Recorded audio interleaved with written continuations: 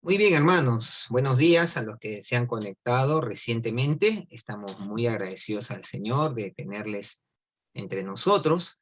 Y en esta mañana vamos a orar para que el Señor nos guíe en la exposición de su palabra. Acompáñenme en unas palabras de oración, por favor. Señor, en esta mañana te hemos cantado, te hemos alabado, hemos declarado que tú eres el Señor. Y también hemos declarado que tú eres quien nos sostiene nuestra vida por tu Espíritu. Y Señor, nos gozamos en la alabanza, en la adoración a ti, en el reconocimiento de tu persona. Y Señor, en esta mañana queremos también que tu palabra pueda calar profundamente en nuestros corazones. Danos la gracia de poder compartirla en la unción de tu Espíritu, poder, Señor, abrir nuestras mentes y corazones a la voz tuya. Bendice tu palabra, bendice nuestras vidas y que sobre todo, Dios, lo que tú nos des en esta mañana, podamos vivirlo en nuestro diario andar. Señor, bendice a tu iglesia, a esta tu sede de Avenida del Ejército. Bendice a quienes nos acompañan hoy. Padre, que tu presencia siga siendo sentida, notoria, como lo está haciendo hasta aquí. Gracias te damos. A ti la gloria. Y oramos así, en el nombre de Cristo Jesús. Amén. Amén. Amén. Gracias a Dios. Hemos venido a lo largo de estas, perdón, de estas últimas semanas, estos últimos domingos de agosto, tocando temas relacionados con el discipulado y liderazgo. Y hoy vamos a continuar con esta serie y nos enfocaremos en un tema sumamente vital a considerar que tiene que ver con el liderazgo y el fracaso. Eh, vale decir que el fracaso siempre es doloroso. Sin embargo, hay que decir que no siempre es negativo. Nadie quiere fracasar, por cierto, pero llega en algún momento el fracaso a la vida y por eso debemos estar preparados para enfrentarlo de manera positiva, de tal modo que podamos aprovechar las lecciones valiosas y significativas que puede dejarnos para la vida. Ahora, es importante mencionar que la razón de los fracasos, aún en los creyentes, su raíz está en la imperfección humana.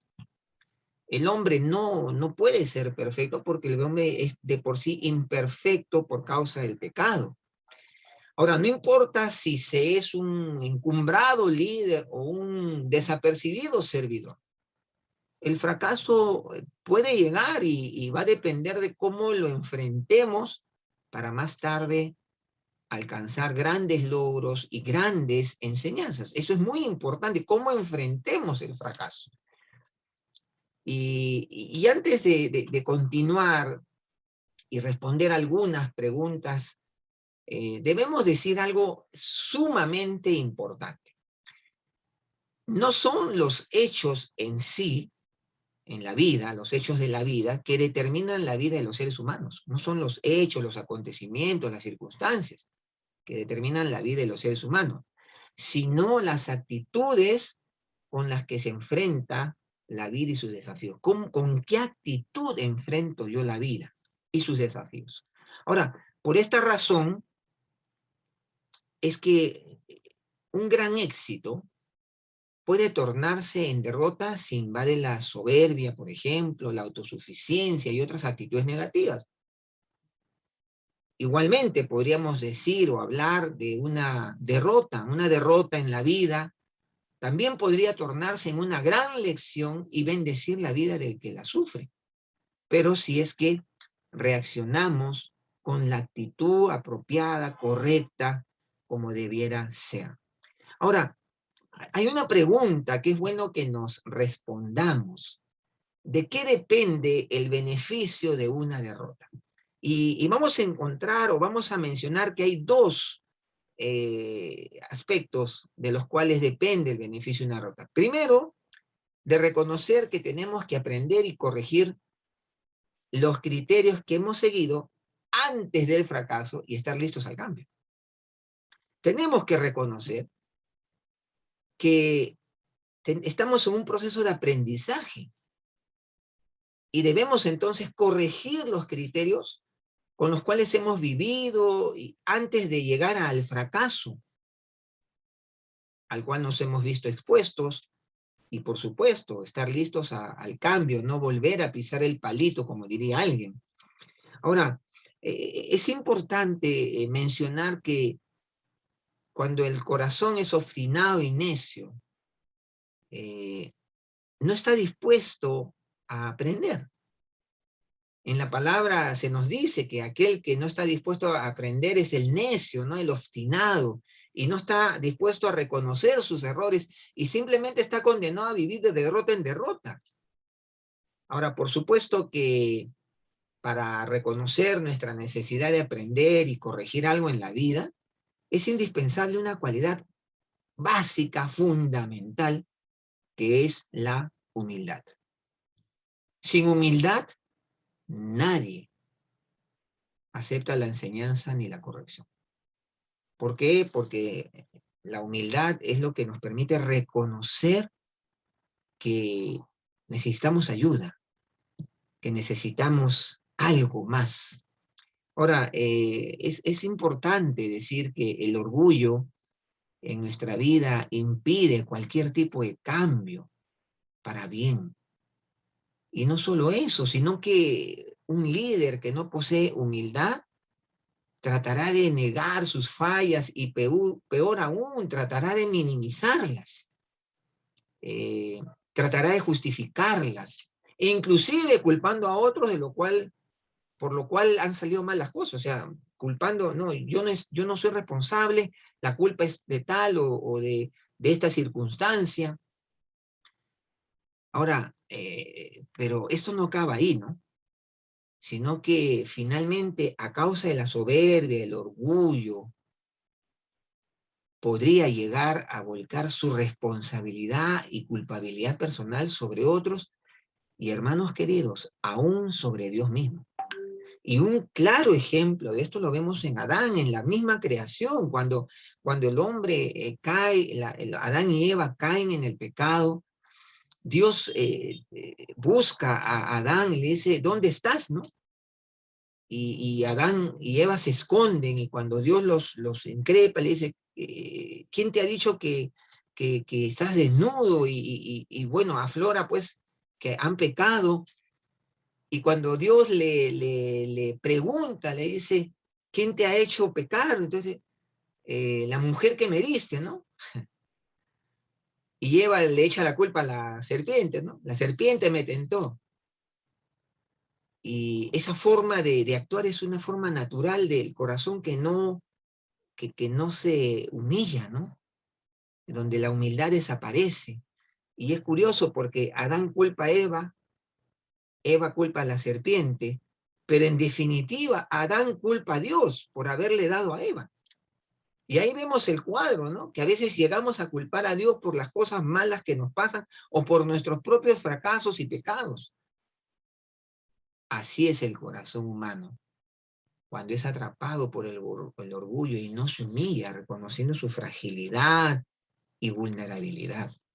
Entonces, ¿de qué depende el beneficio de una derrota? Primero, en reconocer que tenemos que aprender y corregir los criterios con los cuales hemos vivido la vida antes del fracaso y estar listos al cambio. Pero hay una segunda, un segunda pensamiento, ¿no? ¿De qué depende el beneficio de una derrota? Bueno, de reconocer cuáles son las áreas más débiles en nuestra vida.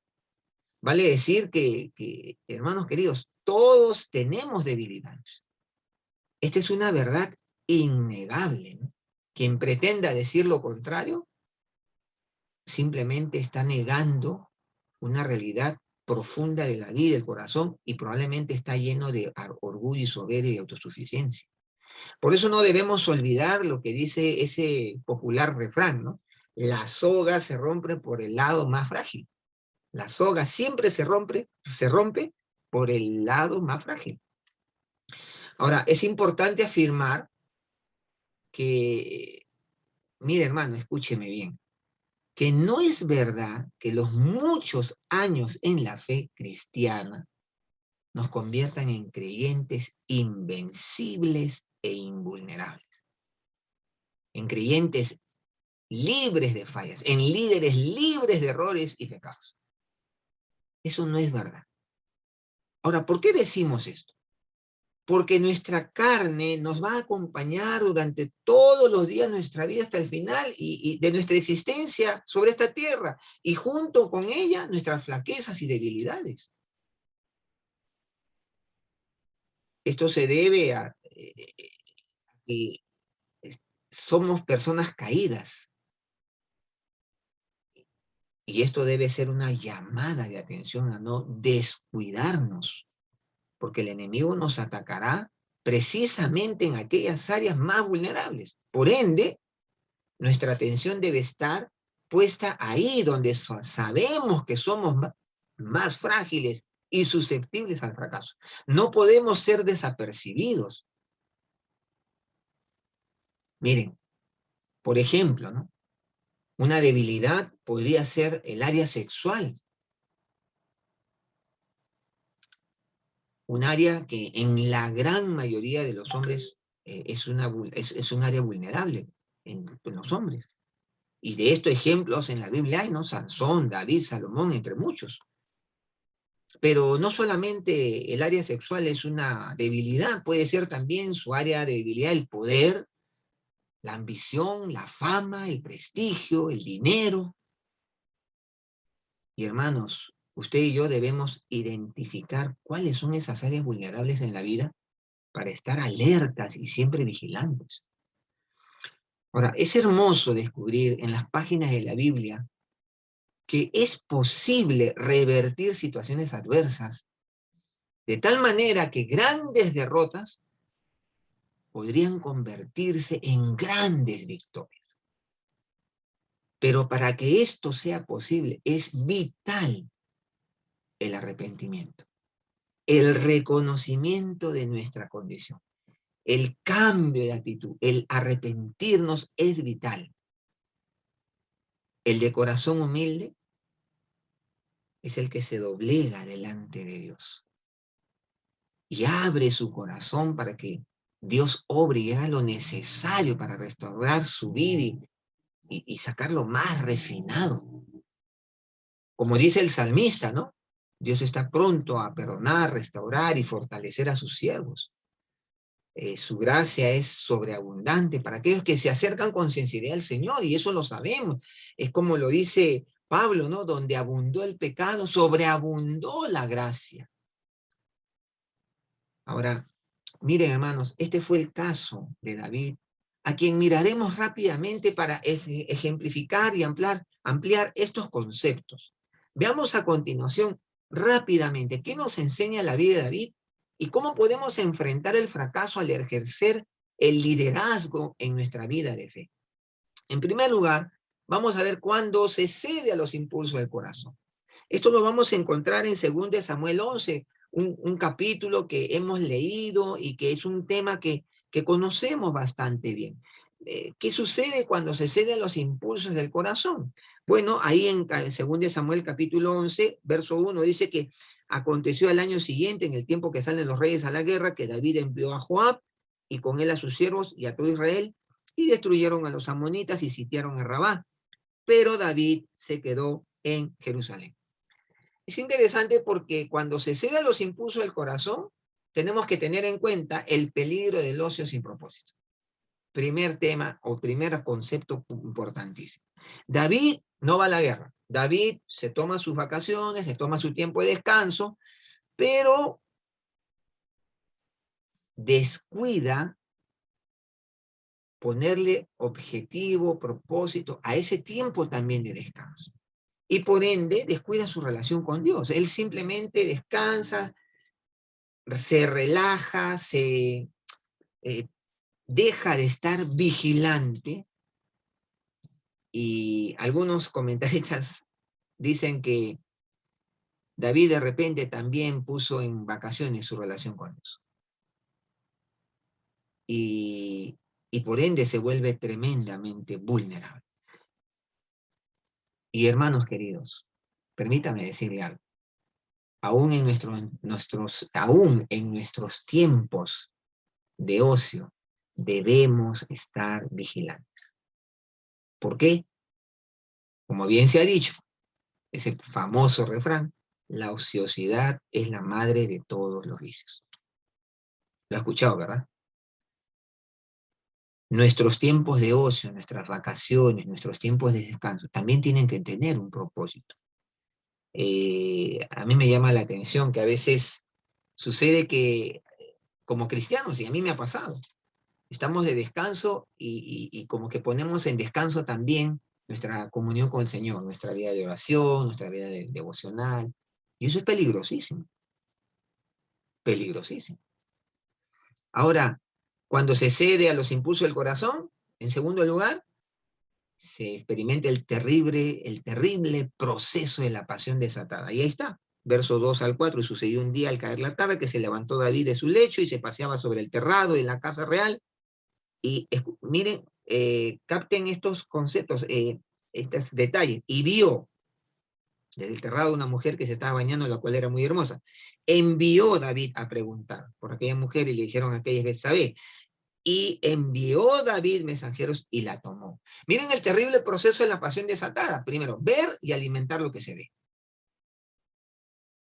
Segundo, indagar, flirtear, ¿no? Jugar con esa pasión, con eso que está dentro. Y finalmente, tomar de la pasión siendo rendido a ella. Ese es el terrible proceso. Siempre funciona igual. Vemos, alimentamos eso, indagamos, empezamos a involucrarnos y luego tomamos. Y estamos rendidos a esa pasión. Ahora, en tercer lugar, vamos a ver que frente a esto, el intento por ocultar lo que está a la luz. Bueno, dice que David durmió con ella y luego ella se purificó y concibió a la mujer y envió a hacerlo saber a David diciendo estoy encinta. Vinieron las consecuencias. Y entonces David intenta soluciones rápidas. Manda a decir a Joab que lo envíe a Urías, esposo de Betsabé, que venga, para que venga a dormir a su casa con su esposa y de esa manera que todo quede allí. Bueno, a David no le salió el plan así. Dice el 8, después dijo David, Urías, desciende a tu casa y lava tus pies, y saliendo Urías de la casa del rey, le fue enviado presente en la mesa real, mas Urías durmió a la puerta de la casa del rey con todos los siervos de su señor, y no descendió a su casa. No le resultó el plan a David. Pero David intenta tapar el pecado, y vamos ahí, ¿no? Y David dijo a Urías, como no logró eso, dijo, bueno, quédate otro día más, aquí aún hoy, y mañana te despacharé. Y se quedó Urías en Jerusalén aquel día y el siguiente. Y miren lo que hace David, ¿no? Lo convida a comer y a beber con él hasta embriagarlo, lo emborracha. Y él subió a la tarde a dormir en su cama con los siervos de su señor, mas no descendió a su casa. No logra su objetivo. Y miren lo que viene, miren cómo viene el proceso, ¿no? El pecado, el ceder a los impulsos del corazón. Primero, el peligro de la ociosidad o del ocio sin propósito, el terrible proceso de la pasión desatada, el intento por ocultar lo que está a la luz, y ahora el pecado no confesado consigue un nuevo pecado.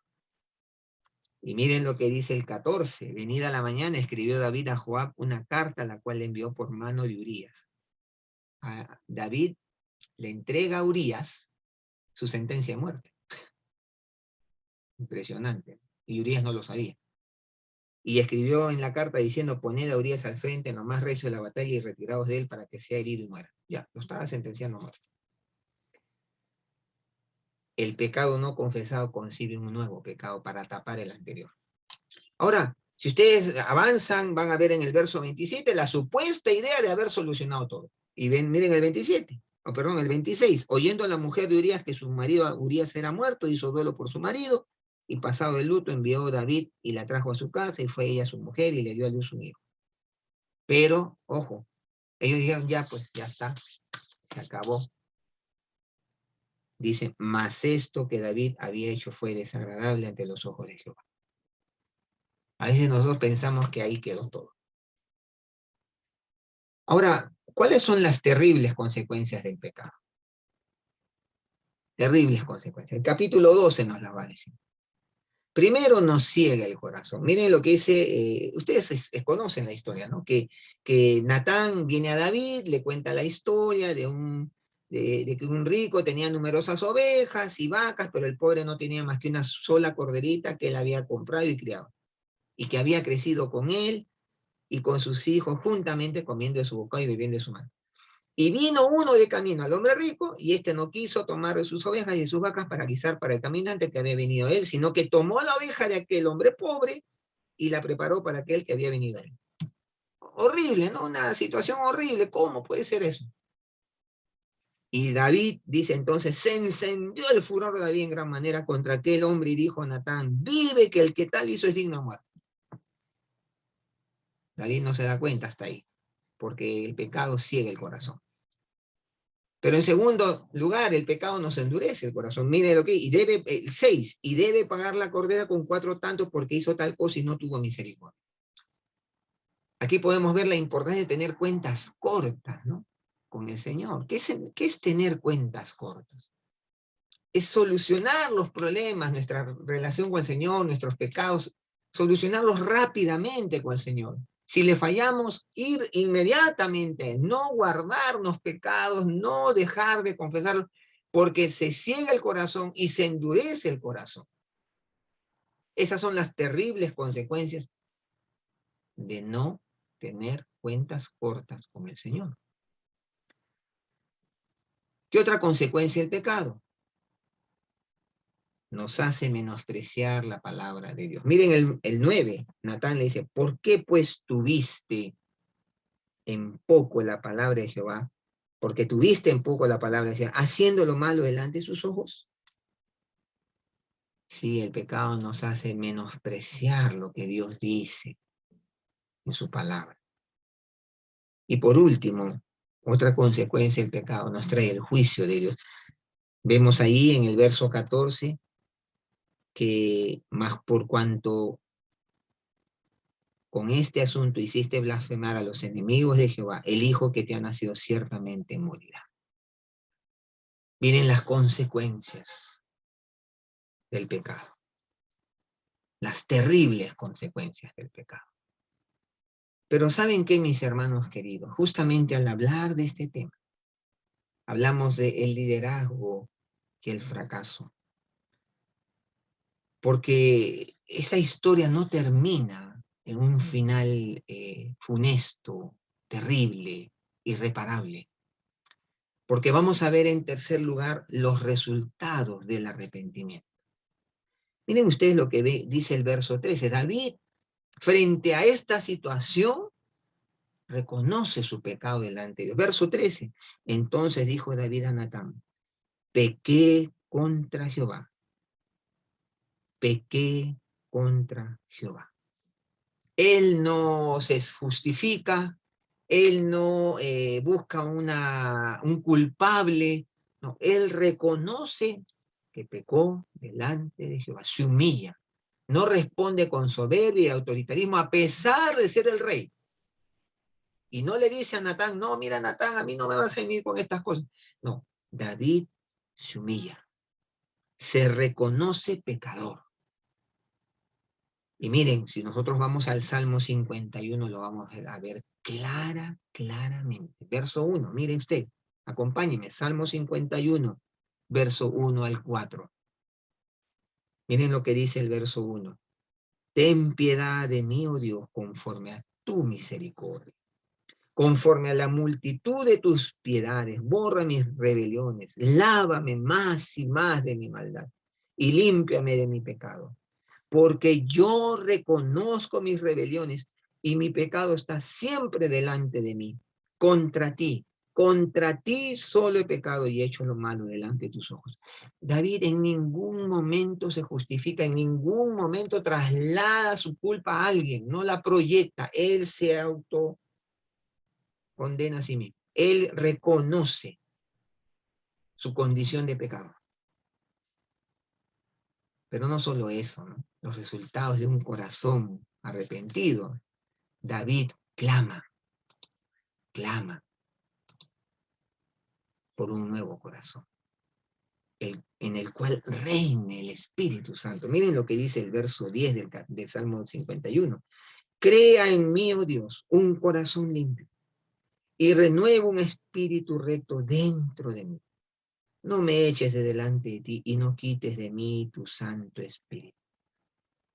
Fue un nuevo comienzo en la vida de David, como el de aquella planta que ha sido podada y de pronto nace un nuevo retoño que aparece con vida por la savia que le da su tronco base. Usted ha visto cuando usted poda una planta y de pronto empiezan a salir esos retoños. Ese era David. Él clama por un nuevo corazón, en el cual reine su espíritu, el Espíritu Santo de Dios. Pero en tercer lugar, David sabe que el corazón contrito y humillado, Dios no lo desprecia. Miren el verso 17. Los sacrificios de Dios son el espíritu quebrantado. Al corazón contrito y humillado no despreciarás tú, oh Dios. David se acoge a la gracia de Dios y sabe que solo de la mano de Dios es posible vencer las propias debilidades y engaños del corazón. Pero en cuarto lugar, David decide enseñar a los transgresores sus caminos. Esto es tremendo, verso 13. Entonces enseñaré a los transgresores tus caminos y los pecadores se convertirán a ti. ¿Cuándo? Cuando el Señor le dé un nuevo corazón, donde reine su espíritu. Entonces, después de su caída, su fracaso, servirá para guiar a otros a que no cometan los mismos errores y asimismo no descuiden su propio corazón. Eso es lo que está diciendo David. David es restaurado y equipado con suficientes recursos para lograr grandes cosas en su vida y en la vida de otros, con un mejor y objetivo conocimiento de sí mismo y de la fragilidad de su corazón.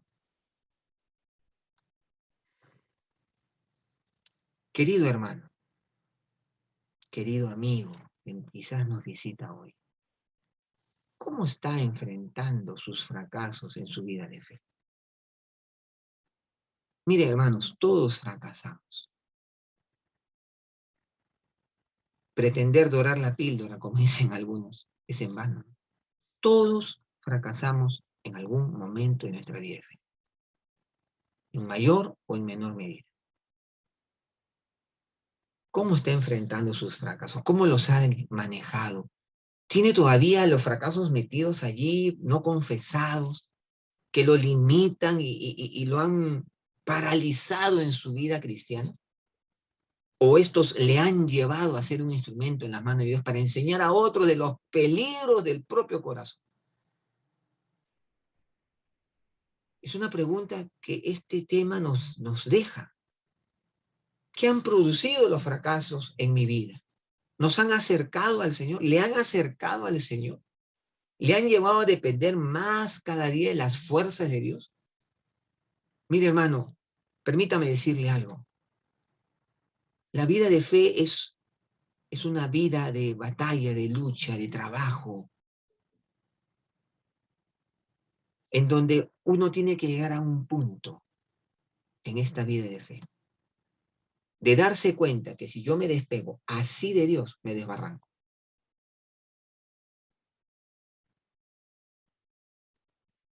Y si aún no hemos llegado ahí, si aún usted no ha llegado a ese punto de decir, Señor, si yo me despego así de ti, me desbarranco, es porque todavía no ha entendido lo frágil y engañoso y torcido que es su propio corazón. Los fracasos en su vida lo han alejado de la comunión con el Señor y han hecho que su corazón se endurezca, o esos fracasos lo han llevado a tomarse la mano de Dios y decir, Señor, yo te necesito cada día y cada día me presento delante de ti a buscarte, a amarte y depender de ti, porque si no me desbarranco. Hermano querido, permítale al Señor hacer uso de sus fracasos para bendecir no solo su vida, sino la vida de otros. Habiendo aprendido de cada uno de ellos, de cada fracaso, de cada pecado, de cada error, y habiendo reconocido en humildad que solo tomado de la mano del Señor es que podemos tener una vida cristiana victoriosa. No hay otro camino. La vida cristiana victoriosa es posible cuando hemos llegado a ese punto donde yo me doy cuenta que si yo me despego de Dios así, me desbarranco. Querido hermano, querido amigo, deje de retorcerse en sus fracasos y levántese de ellos. Y deje que la gracia de Dios le inunde, le dé un nuevo amanecer a su vida. Sí, que la gracia de Dios le dé un nuevo amanecer a su vida, como se lo dio a David.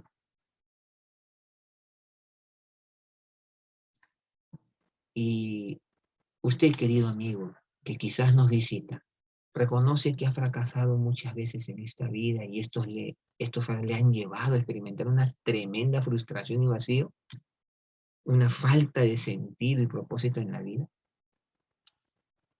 Permítame decirle que Jesús vino a buscar precisamente a personas como usted. Venga hoy mismo a Jesús y dígale que le dé una nueva vida y le conceda eso, un nuevo amanecer, poniendo su vida en usted para siempre. Sí, querido amigo. Sí, mi querido hermano. Dígale eso al Señor. Vamos a orar. Vamos a orar. Señor, hemos mirado en tu palabra todo lo que tú puedes hacer con nuestros fracasos. Cuando nuestro corazón se dispone a buscarte, a doblegarse delante de ti. Gracias, Señor, porque tú no nos condenas definitivamente. Al contrario, estás esperando que nos levantemos. Estás esperando que nos acerquemos a ti como David lo hizo, porque David entendió que el corazón contrito y humillado tú no desprecias, Señor. Y gracias, Señor, porque hemos podido entender que un fracaso en nuestra vida no es el final del camino. Puede ser un nuevo comienzo, y un nuevo comienzo mucho más hermoso, mucho más trascendente en victorias y gloria a tu nombre. Señor, permítenos entender esta realidad. Permítenos llegar a ese punto donde podamos decir que si nos despegamos de ti 1 milímetro, nos podemos desbarrancar. Y entonces, Señor, vivamos tomados de tu mano, dependiendo de ti, no tomándonos jamás una licencia de ocio en nuestra comunión contigo, porque ahí puede estar el gran fracaso en la vida. Señor, bendice a mis hermanos, bendice a tu iglesia. Y si aquí hay alguien que está viviendo su fracaso y retorciéndose en las cosas que pasaron, dale la gracia, Señor, de mirar la salida, que tú estás allí, con los brazos abiertos, esperando que volvamos a ti. Y que entonces nos restaurarás y un nuevo amanecer empezará en nuestra vida, para tu gloria, para tu honra. Sí, Señor. Permítenos enfrentar nuestros fracasos en forma positiva para seguir creciendo, para seguir siendo instrumentos en tus manos. Y Señor, oramos por quienes quizás hoy nos visitan. Que esta palabra tuya cale en sus corazones y puedan acceder a la invitación de Jesús cuando dice, venid a mí los que estáis trabajados y cargados, que yo os haré descansar. Gracias, Señor, por esta mañana, por tu palabra, por el aliento que nos da tu palabra, por tu gracia inmerecida, por saber que donde abundó el pecado, sobreabundó la gracia. Sí, Señor, gracias. Porque si hoy estamos aquí, es por tu sola e infinita gracia. Gloria a tu nombre. Te adoramos, Señor. En el nombre de Cristo Jesús. Amén y amén. Que Dios les bendiga, mis hermanos.